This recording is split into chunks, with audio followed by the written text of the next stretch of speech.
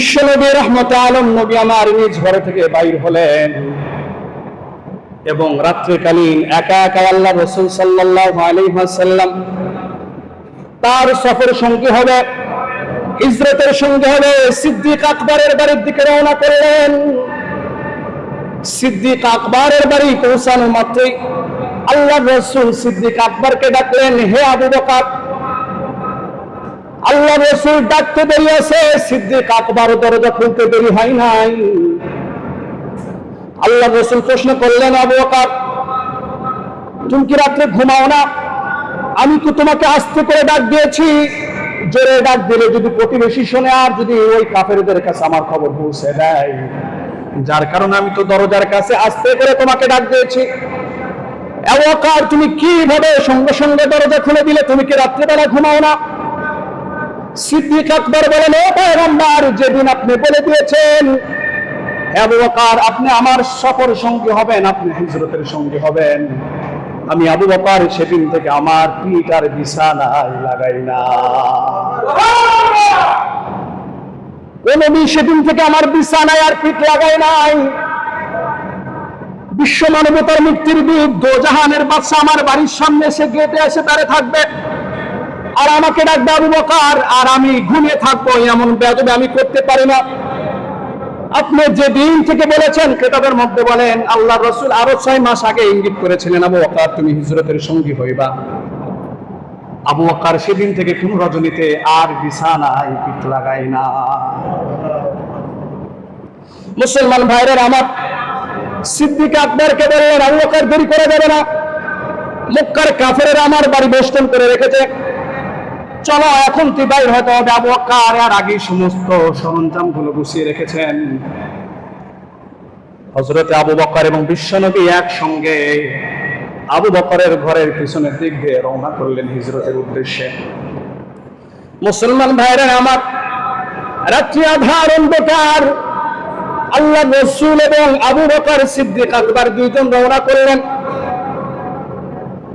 সচরাচর যে পথ দিয়ে মক্কার মানুষগুলো মদিনায় যায় সেই পথ দিয়ে না, যে উত্তর দিকে যে পথটা গিয়েছে সেই দিকে না, যে দক্ষিণ দিকে ইয়ামেনের দিকে যে রাস্তাটা গিয়েছে ওই রাস্তাটা ধরে আল্লাহ রাসূল এবং সিদ্দিক আকবর রওনা করলেন।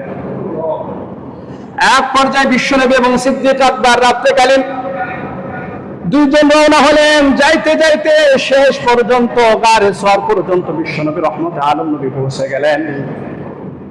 গারে সওয়ার এটা বহুত বড় একটা পাহাড়, এই পাহাড়টা অতিক্রম করবে, পাহাড়ের উপর উঠবে। এই পাহাড়ের সাথে ছিল অনেক কীট পতঙ্গ ছিল, যেগুলো ধারালো পাথর ছিল। বিশ্বনবী ক্লান্ত হয়ে গেলেন। কিতাবের মধ্যে লেখা এক পর্যায়ে আবু বকর নিজের পিঠের উপর বিশ্বনবীকে উঠায় নিয়েছেন। ও নবী, এত বড় পাহাড় আপনি উঠতে পারবেন না। এই দেখে আবু বকর পিঠের উপর উঠায় নেওয়ার অন্যতম কারণ ছিল আরেকটা। বিশ্বনবী যখন রাত্রেবেলা যখন হিজরতের উদ্দেশ্যে রওনা দিয়েছেন, আল্লাহ রাসূল পায়ের উপর ভর করে চলেন নাই, পায়ের দু আঙ্গুল বুড়ো আঙ্গুল যেটাকে বলা হয় সেই আঙ্গুলের উপর ভর করে বিশ্বনবী চলেছেন। মক্কা নগরী থেকে সেই গারে সওয়ার 5 মাইলের দূরত্ব পথ আল্লাহ রাসূল পায়ের নখের উপর ভর করে করে দীর্ঘ পথ চলছেন। কারণ মক্কার কাফেরেরা যদি দেখে মুহাম্মাদের পায়ের ছাপ দেখা যায়, আমি যদি পা রেখে চলি আর এই পায়ের ছাপ যদি দিনের বেলা যদি মক্কার কাফেরেরা দেখে, আমি মুহাম্মাদের উপর আক্রমণ করে ফেলবে। চিন্তা করা যায়, আল্লাহর রাসূল 5 মাইলের দূরত্ব পায়ের এই নখের উপর ভর করে করে করে হেঁটে গেছে, পাগুলো রক্তাক্ত হয়ে গেছে, ফুলে গেছে। আমি যদি সমতল ভূমিতে যদি এভাবে পা রেখে চলি তাহলে পায়ের ছাপ দেখা দেবে। তো গারে সওয়ার আল্লাহ রাসূল সাল্লাল্লাহু আলাইহি ওয়াসাল্লাম উঠলেন। ওঠার পরে সেখানে অবস্থান করবে, রাত্রি প্রায় শেষ পর্যায়ে চলে এসেছে। ওখানে কোথায় অবস্থান করবেন? পাশে একটা গুহা আছে যেটাকে বলা হয় গারে সওয়ারের গুহা বলেন। ওই জায়গাটা আল্লাহ রাসূল সাল্লাল্লাহু আলাইহি ওয়াসাল্লাম এবং সিদ্দিক আকবর ওখানে অবস্থান করবেন। তো সিদ্দিক আকবর আল্লাহ রাসূলকে বললেন, পয়গম্বর আপনি আগে এই গর্তের মধ্যে যায়েন না, আগে আমি এই গর্তের মধ্যে যাই, যে পরিষ্কার পরিচ্ছন্ন করে, আর যদি কোনো কষ্ট দেয় কোনো জিনিস যদি এই গুহার মধ্যে থাকে তাহলে যেন সর্বপ্রথম আবু বকরের সম্মুখীন হয়, তারপরে আপনি ঢুকতে পারবেন। কষ্টদায়ক কোনো জন্তু, কোনো জিনিস যেন আপনার সম্মুখীন না হয়, এই জন্য আমি আগে ঢুকি। তো বিশ্বনবীর সাহাবী সিদ্দিক আকবর ঢুকে গেলেন গুহার মধ্যে। গুহার মধ্যে ঢুকার পরে সমস্ত গুহাটা যখন পরিষ্কার করা হয়ে গেছে, এক পাশে দেখেন কয়েকটা ছিদ্র দেখা যায়, গর্ত দেখা যায়। সিদ্দিক আকবর গর্তগুলো বন্ধ করার জন্য নিজের কাপড়ের টুকরাগুলো কুচি কুচি করে কাটলেন। কেউ কেউ লেখেন সিদ্দিক আকবরের পাগড়ি ছিল, পাগড়িগুলো কাটলেন। কাটার পরে ছিদ্রগুলো বন্ধ করার চেষ্টা করলেন, কিন্তু সব ছিদ্রগুলো বন্ধ করা সম্ভব হয়নি। দুইটা ছিদ্র অবশিষ্ট রয়ে গেছে। এই পর্যায়ে আল্লাহর রাসূলকে ডাকলেন, আর ওই ছিদ্র দুইটা আবু বকর দুই পা মোবারক দিয়ে চাপ দিয়ে ঢেকে রাখলেন। মুসলমান ভাইরা আমার, সিদ্দিক আকবর আল্লাহর রাসূলকে ডাকলেন, ও পয়গম্বর আপনি আসেন। আল্লাহর রাসূল গুহার মধ্যে ঢুকলেন। সিদ্দিক আকবর বললেন, ও পয়গম্বর আপনি অনেক ক্লান্ত হয়ে গেছেন গো পয়গম্বর, আপনি এখানে এসে আমার উরুর উপর মাথা রেখে আপনি একটু আরাম করেন। বিশ্বনবী রহমতে আলম নবী আমার সিদ্দিক আকবরের পায়ের উরুর উপর মাথা রেখে ঘুমা গেলেন। বিশ্বনবী সিদ্দিক আকবরের উরুর উপর মাথা রেখে ঘুমা গেলেন। আর সিদ্দিক আকবর চতুর্দিকে পা দুইটা দুই ফুটার দিকে দিয়ে সঙ্গে সঙ্গে জাগনা থেকে গেলেন। সিদ্দিক আকবর আর ঘুমাইলেন না। কিছুক্ষণ পরে দেখা যায় সিদ্দিক আকবরের পায়ে যেন কি যেন ধ্বংসক্ত, কি যেন সাপ বিচ্ছুর মতো কি যেন ধ্বংসক্ত বিষাক্ত কোন জন্তু যেন তাকে বারবার সবল করতেছে, বারবার সবল করতেছে। সিদ্দিক আকবর পেরেশানি হয়ে গেছে, বিষে আক্রান্ত হয়ে চেহারা লাল হয়ে গেছে। কেন কোনো কিছু নড়াচড়া করে না কেন? আমি যদি লড়াচড়া দিই তাহলে মুহাম্মদ আমার উরুর উপর মাথা রেখে ঘুমাইছে, বিশ্বনবীর ঘুমটা নষ্ট হয়ে যাবে। এ মুসলমান বিষে আক্রান্ত হয়ে গেছে, এক পর্যায়ে চোখ মোবারক থেকে অঝরে পানি পড়া শুরু হয়ে গেছে। বিষের ব্যথা সহ্য করতে পারে না, এতই তীব্র ব্যথা সহ্য করতে না পারে সিদ্দিক আকবরের চোখ থেকে, চোখোদয় থেকে মুখের উপর আল্লাহর রাসূলের মুখের উপর পানি পড়ে গেছে। আল্লাহর রাসূল সঙ্গে সঙ্গে জাগনা হয়ে উঠে দেখেন সিদ্দিক আকবরের চোখে পানি। বিশ্বনবী রহমতে আলম নবী আমার বলেন, তোমার চোখে পানি কেন আকবর? সিদ্দিক আকবর বলে, ও পয়গম্বর আমি সবগুলা ছিদ্র বন্ধ করেছি গো পয়গম্বর, কিন্তু আমার পা দিয়ে দুইটা ছিদ্র আমি ঢেকে রেখেছি গো পয়গম্বর। আমি বুঝতে পারি না গো পয়গম্বর, কি যেন আমার পায়ে কামড় দিয়েছে, যার বিষের সহ্য আমি করতে পারতেছি না। ও পয়গম্বর জানি না কি যেন আমাকে দংশন করেছে, আমি যে ব্যথা সহ্য করতে পারতেছি না।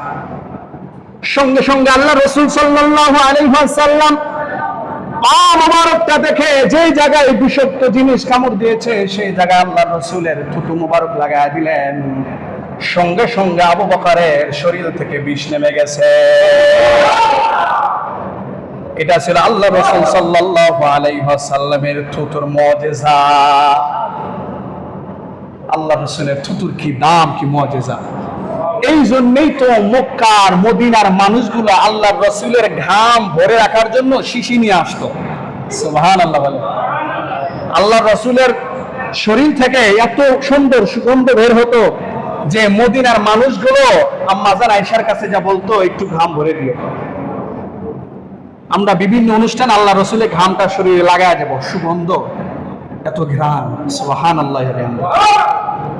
মুসলমান ভাইরা আমার, সিদ্দিক আকবরকে থুতু লাগায় দিলেন, সিদ্দিক আকবর সুস্থ হয়ে গেলেন। দিন চলে গেল, আবার রাত্র চলে আসলো। গুহার মধ্যে দুইজন মানুষ থাকলেন, কি খাবার খাবেন? সিদ্দিক আকবর আগে থেকে তার ছেলে আব্দুল্লাহকে বলে গিয়েছিল, আমরা ওই জায়গায় অবস্থান করব রাত্রেকালীন। আবু বকরের ছেলে আব্দুল্লাহ বড় বিচক্ষণ, বড় বুদ্ধিমান একজন ছেলে ছিল। রাত্রিবেলা যখন হয়ে যেত, অন্ধকারের মধ্যে আবু বকরের ছেলে আব্দুল্লাহ রাত্রিবেলা কিছু খাদ্য খাবার নিয়ে ওই যে গাড়ে শহরের কাছে চলে যেতেন, আল্লাহর রাসূলের কাছে খাবারগুলো পৌঁছায় দিতেন। রাত্রি শেষ হওয়ার আগে আবার মক্কার মধ্যে ফিরে আসতেন, আবার কুফফারদের সঙ্গে মিশে যেতেন। এবং কুফফারেরা যে পরিকল্পনা করেছে দিনের মধ্যে মুহাম্মদকে নিয়ে, যে পরিকল্পনা করে, আবু বকরের ছেলে আব্দুল্লাহ সমস্ত পরিকল্পনাগুলো রাত্রিকালীন সময়ে জানিয়ে দেয়। যা পরিকল্পনা করে দিনের বেলা কাফেরদের সাথে মিশে, ঠিক আছে আমরা আপনাদের সাথে আছি, কোনো সমস্যা নাই, সমস্ত কিছু জানাবো। যা পরিকল্পনা করে রাত্রিকালীন হলে আবার চলে যায়, যে বাবার কাছে আল্লাহ রসুলের কাছে খাবারগুলো দিয়ে সমস্ত ঘটনা বলে, যে মক্কার মধ্যে এখন থমথমে অবস্থা, এই কঠিন অবস্থা, এই অবস্থা চলতেছে। তো এই অবস্থায় আবু বকর সিদ্দিক রাদিয়াল্লাহু তাআলা আনহুর একজন গোলাম ছিল, আমির বিন ফুহায়রা, ওনার গোলাম ছিল, বকরিগুলো চড়াইতো। আবু বকর আগে শিখিয়ে দিয়েছিল যে তুমি আজকের পর থেকে বকরিগুলো চড়াইতে যাইবা ওই গারে শহরের ওখানে। কেন?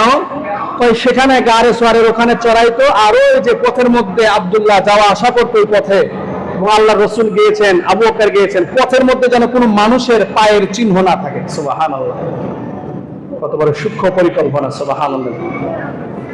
রাত্রে বেলা তিনি আসতেন, আমর ইবনে ফুহায়রা আসতেন, এসে এই বকরির দুধগুলো পান করাইতেন। বকরির দুধগুলো আল্লাহ রসুল এবং সিদ্দিক আকবরকে পান করায় চলে যাইতেন। তা আল্লাহ রসুল সাল্লাল্লাহু আলাইহি ওয়াসাল্লাম এইভাবে 4 দিন সেখানে অবস্থান করেন। কয়দিন? 4 দিন অবস্থান করেন। তো সিদ্দিক আকবরের মাকাম এত বড় ছিল যে নিজে এতটা কষ্ট করছে, নিজের জীবনকে বিসর্জন দিয়েছে শুধুমাত্র আল্লাহ রসুল সাল্লাল্লাহু আলাইহি ওয়াসাল্লামের জন্য।